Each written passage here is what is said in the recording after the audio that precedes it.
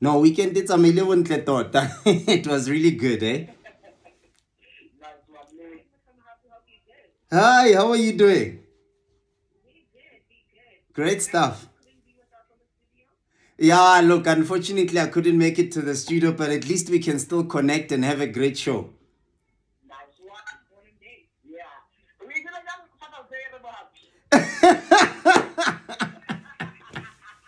Hey, Father's Day was very interesting. Hey, it's one of those instances where you realize that you have a lot of people that see you as a father figure, not just your children. So I think for me, that was quite refreshing. I had some people doing videos for me. I had gifts. It was a lot. It was a lot. I'm quite refreshed. I'm quite excited about being a good example to some people. I'm really excited about it.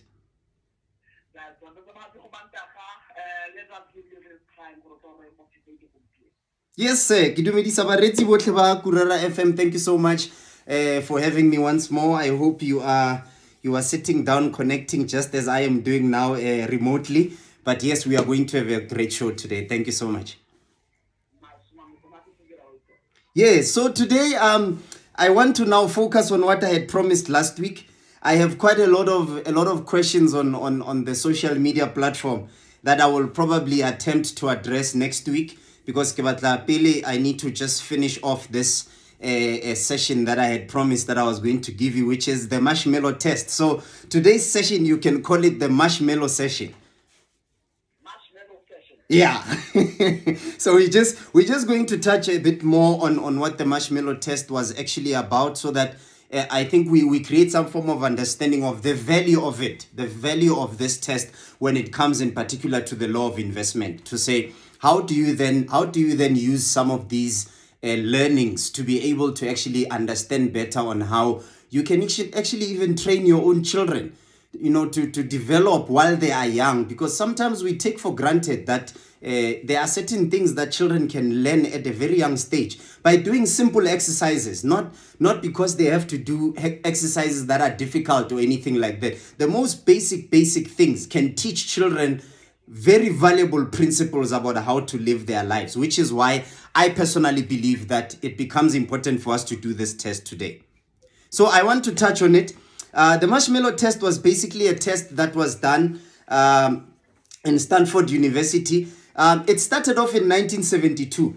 So that what you call it, test actually continued over a period of time until 2020, which is obviously when they did the follow-up. So just to give you a bit of background, that they wanted to actually check what is it that distracts a person when they are trying to pursue a particular reward, to say what is it that increases the anticipation, so that you delay time, for you to be able to get gratification of something that you can get gratification for now, but the value of it is if you get gratification of it later.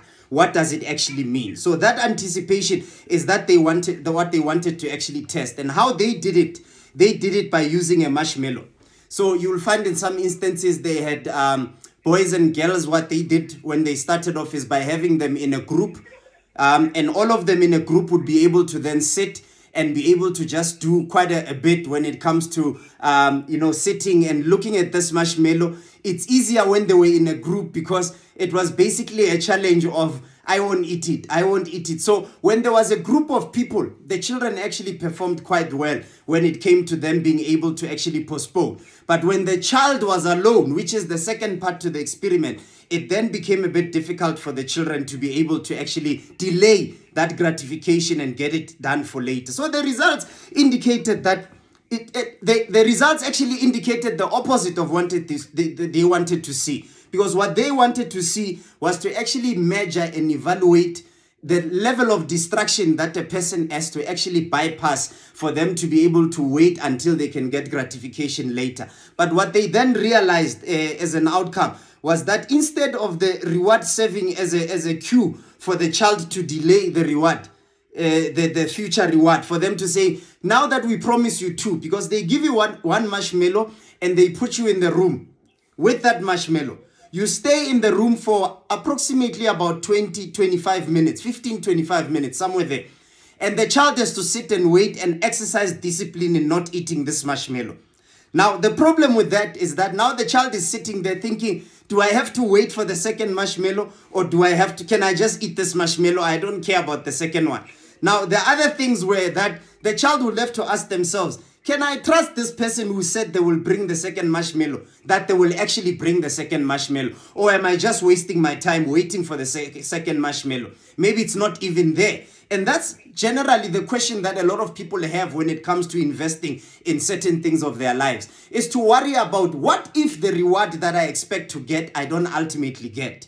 Instead of that reward acting as a cue to motivate and encourage a person to say, I will wait, sometimes you will find that that actually operates as a discouragement. And you will find it in the children that ultimately ate the marshmallow that was there, to say, instead of me waiting for something I don't know, let me rather eat what is here and stop concerning myself about what is about to come. Because what I have here. And that's why I was using that example of how people use enjoyment as a term. I mean, it's trending on social media when they say, if you have money and that money can't solve your problems, eat the money. You know, and what they're basically saying is that don't wait for later gratification in saving what you have so that you can accumulate more to get what you really want. If the money that you have can't do what you want, use it for other things and blow it. And that's the mentality that a lot of people are being enshrined into. And it's creating a problem. So what they then realize is that the results seem to indicate that not thinking about the reward enhanced their ability to delay that gratification rather than focusing on the attention of the future reward. So this is what I was saying even last week, to say it's important for people to then understand that you can avoid looking at the ultimate outcome and focus on what you are doing in investing at that point in time. What is it that you are doing at this point in time and what it will potentially lead to? There is nothing wrong with, having moments where you are looking at the reward to say, ultimately my investment will bring me this reward. But what is important is not focusing on that reward, but focusing on the process that takes you to the reward. It's like a farmer that puts potato seed on the ground. He has to focus. Yes, he knows he will get potatoes ultimately as a reward, but he needs to focus on making sure that the processes he follows in making sure that those potatoes come out strong or come out looking good is actually done properly. Because it does not matter whether you are interested and excited about the outcome. If what you put in terms of the process and the things that you are doing to enhance the process or to allow the process to do what it needs to do, if those things are not done properly, the reward that you expect to get, you will ultimately not get. So you find now a dilemma of frustration where people get frustrated because they have to now make a decision between waiting for a reward that might come or simply just saying, let me eat the marshmallow now and never have to bother about any other marshmallow coming. And many a times we find ourselves in that space where a person says, if I can't do something, I will use what I have to do what I can for me to be okay. But you find that sometimes as a person, if you save or you invest for certain things to happen, you are able to enjoy them much better at the right time when you have the full capability because of the return of investment. For an example, saving for a holiday, to say, I want to have a good holiday at the end of the year. And you start in January to start saving. You save.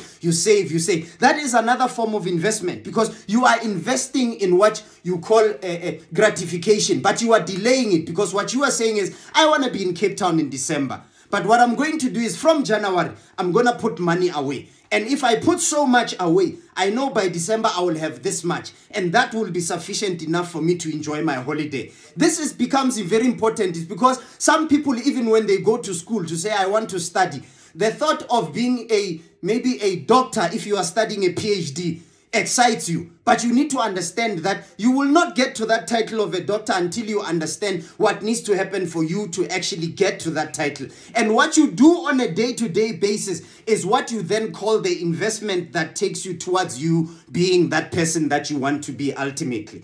So I'm trying to encourage people today by saying, You need to get to a space of your life where you begin to realize that it is very, very, very important for you to understand that investment is a process. Investment is not just something that you do, walk away and come back later and things are working out for you. Investment requires you to be intentional. Investment requires you to effectively and apply yourself to what you are doing. This becomes very important. And I went and continued and said, some of these children had to try and come up with what you call self-distraction techniques. They needed to distract themselves. They needed to take their minds off the fact that there is a reward.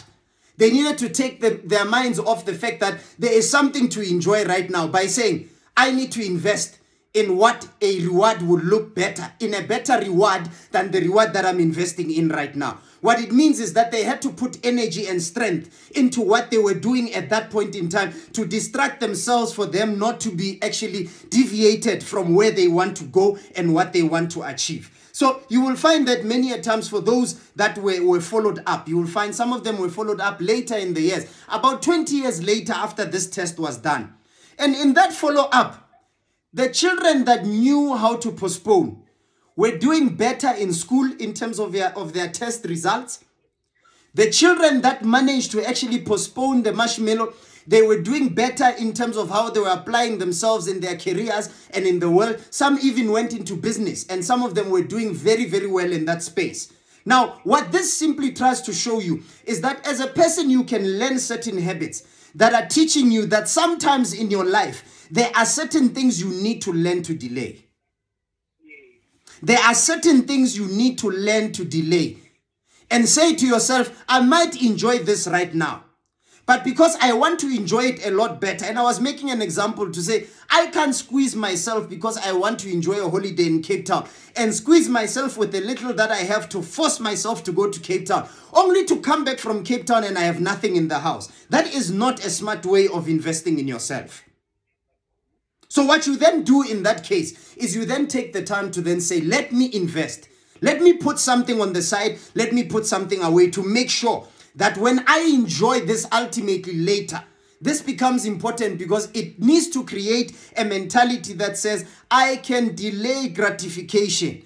I can delay satisfaction sometimes for a greater cause. I can delay certain things for a greater cause. For an example, in a relationship, a person can make a decision to say a relationship is not doing well right now. Things are a bit difficult in a relationship right now, but I can see where the problems are. And if I invest enough time in those problem areas, after some time, I am going to reap the rewards of having to put energy and time in fixing those problems. As opposed to a person who's going to say they want instant gratification. Because they want instant gratification, even when there's problems to fix. They don't have the willingness, they don't have the energy, they don't have the will to fix any of those things, simply because they feel like their gratification must always be instant. They don't have the will to want to do anything, to actually invest in getting a much better reward in things. And you will see many a times, even if you were to ask people that have been married for 20, 25 to 30 years and you ask them, is marriage easy? They'll tell you, no, it's not easy. And you ask them, what is your secret? Most of them will tell you the key success habits that they had to develop as a couple for them to be able to achieve what they have achieved.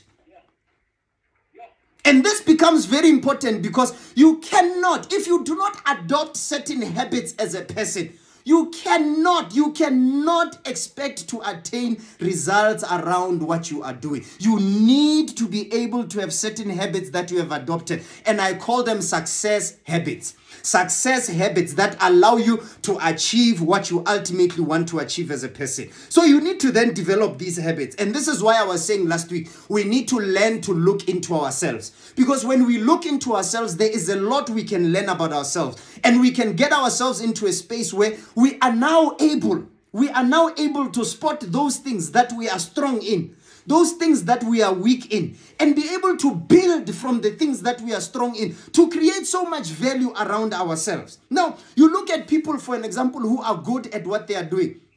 For an example, some boxers were known even historically to say this boxer is strong, very strong when it comes to 1, 2, 3, but this boxer is weak when it comes to 1, 2, 3. So the opponent when he's training to go fight that other boxer, he is learning more about the strength of this boxer so that he can actually learn techniques on how to avoid being exposed to the strength of the boxer.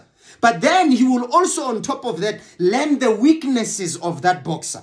Because when he learns the weaknesses of that boxer, it means he's able to capitalize on the weaknesses for him to take advantage of the other boxer, or for him to have an upper hand over the other boxer. So not only are you supposed to learn the positive about life, but you're also supposed to learn the negative. And that's why I was saying a lot of people tend to learn a lot more when they go through negative things in life, because it's only then they are able to sit down and reflect and have the opportunity. Because a lot of people, when they're doing well, they don't have time for themselves. When people are doing well, they're excited, they're all over the place, things are good, they actually don't even have time to introspect. Many a times people only introspect and spend time with themselves when things are difficult. Because when things are difficult, a lot of people pull themselves away from people. When things are difficult, a lot of people pull themselves out of public spaces because they want to be in a space where they can focus. They want to be in a space where they can work themselves up. But what I'm trying to say is that those key success habits that you are learning as a person, those are the habits that are actually going to help you as a person to be able to invest in yourself and have the best rewards that you can ever possibly imagine. So what am I trying to say to you today? What I'm trying to say to you today is that get yourself into the space where you are able to now think and say, I want to know what is it that I need to do for me to be able to reach the milestones, the objectives that I have for my life. But it is everything to do with you, because my success factors or my success habits are not similar to another person's success habits. And their success habits don't compare with another. Yes, there might be some commonalities, but let me tell you this, your success habits most of the time are aligned to your values, and they are aligned to your character and your personality traits. And that becomes very important, because it means everything that you do as a person will be unique to you. Therefore, you need to take the time, even if you can learn from other people that have done well in the past, from other people that have delivered well in the past. But what you need to learn the most is learn to understand yourself so that you can have those success factors that allow you. And I was using an example to say, if you look at the top 5 billionaires in the world, the top 5 billionaires in the world, you will find what they have as success habits are not generally similar from one person to another.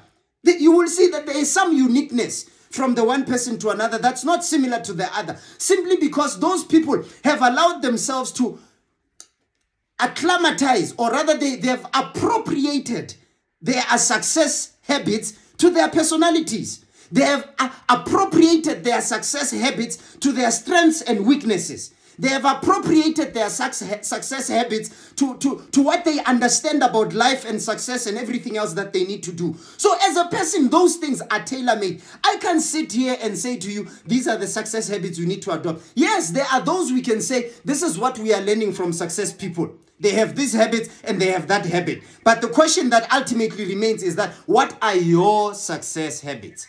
What are those habits that you are learning from? What are those habits that you are using? Something that people don't see every day, but you are doing. It defines who you are, and you are able to do it consistently so that you can actually get to a point where you discover who you are and discover what you are capable of doing. So what am I trying to say in closing? Discover your values and let those values drive you, because values drive us. And when we discover the values, we are able to be driven in the right direction because we understand what our key values are. Now, what is controlling our emotions and our sources, our choices as people?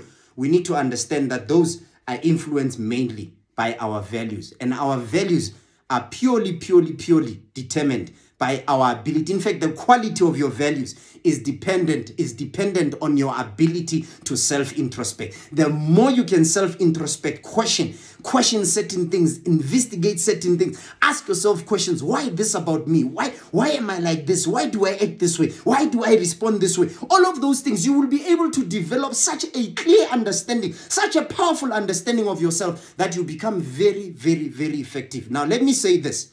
Some of the most successful people in the world are people that understand themselves very well. are people that understand what their values are people that understand the value, or rather the impact that those values have in everything that they do in their everyday life. So that's what I wanted to share with you today. Thank you so much. I appreciate the time that you have given me and the listenership. Thank you so much. Go out there, discover yourself, make sure that you understand yourself, spend time with yourself, look into yourself, know more about your internal world than you know about your external world. You will realize that with time, you begin to succeed in smaller things. And the more you go for it, you succeed in bigger things. And you start making strides that are, and you become what they call a trendsetter. You start becoming what they call a trailblazer. You start becoming a person of substance, a person of significance, because you have allowed yourself to know yourself so well that your knowledge of who you are is now beginning to even cause waves around you. Not only on the inside of you, but it's now starting to affect even your surroundings. And this becomes important because you can create, when you throw a pebble inside a dam where there's water, you will see the ripples that are created by that pebble start from the middle and they spread. Depending on the size of the rock, you will find that the ripples can go as far as possible, depending on the size of the rock that goes into that water. Now, that means as a person, your ability to have to echo or to influence or to impact beyond yourself has everything to do with the weight, the weight of value that you have created in yourself. The more weight you create in yourself, the more waves you can cause, the more far-reaching your impact can be as a person. You can create the necessary impact as a person in your lifetime, but you need to understand it has everything to do with the weight of your value as a person. Go out there and make it happen. But remember the marshmallow test, that you can delay gratification for future bigger gratification. And if you understand this, you are going to achieve a lot more in life than the little you are achieving by taking instant gratification. Thank you, sir. Thank you so Marshmallow session. Thank you, sir. Thank you so much. Thank you.